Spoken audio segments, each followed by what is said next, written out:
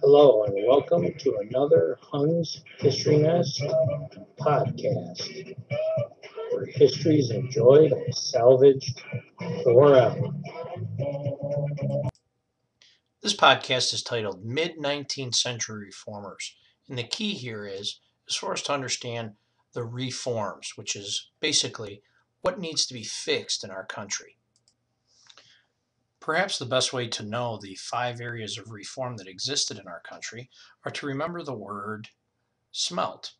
S stands for slavery, M stands for medical or medicine reform, E stands for educational reform, L stands for literature reform, and T, temperance, meaning ending the alcohol abuse in our country.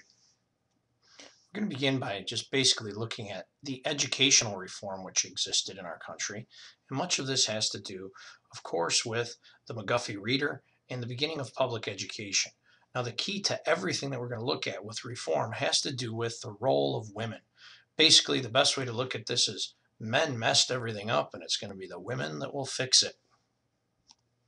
Women were predominantly the educators in the one-room schoolhouse, and it was them that were working with the children between ages 7 and 16 or 17 and teaching them to read and write.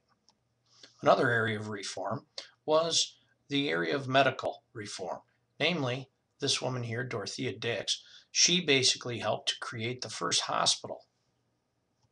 These were hospitals with those with mental illness, but eventually it will catch on and develop into the hospitals that we now have for people that will be hurt. Women will also be heavily involved in what is the temperance movement, a movement to end alcohol abuse and limit the bars and taverns and some of the ill behavior that existed in our country. Literature was also something that we began to see in the United States, where we gained a tremendous identity. This identity can be seen by some of the most famous of all authors in American history, people like Fenimore Cooper, Melville, Poe, Harriet Beecher Stowe, Hawthorne, and Frederick Douglass. All of this has to do with the issues or troubles that existed in the United States during this time or previous eras. The area that we will focus on for the remainder of this podcast of 2 is going to be the radical behavior that will exist within the abolition movement. Basically, what we're talking about here is moving into an era of extremism. And this extremism even means that we began to see violent behavior to rid our nation of slavery. Some of the examples of this violence begin with Nat Turner's revolt, where Nat Turner led other slaves to murder slave owners in Southampton, Virginia. And the slave owners were no more innocent than anyone else. Elijah Lovejoy, seen here, he was murdered by slave owners in his own home.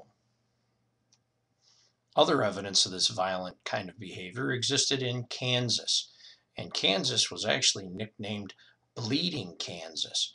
And this whole idea of bleeding Kansas basically existed due to the fact that Kansas would be the first of all states to vote using popular sovereignty on whether or not their state would be slave or not.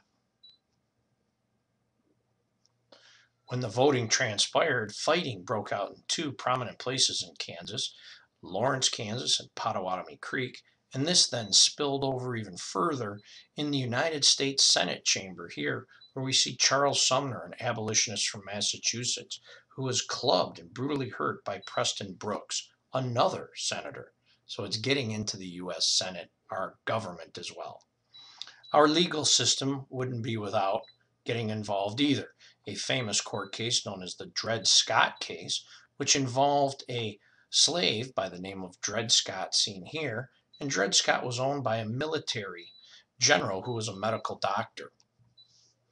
Emerson moved around due to his job, beginning here in Virginia, then to Missouri, then later into actual free states. And once he got into Wisconsin, he was later relocated back down to the South. The courts decided that slaves were property and that they actually move with the owners. And so this opened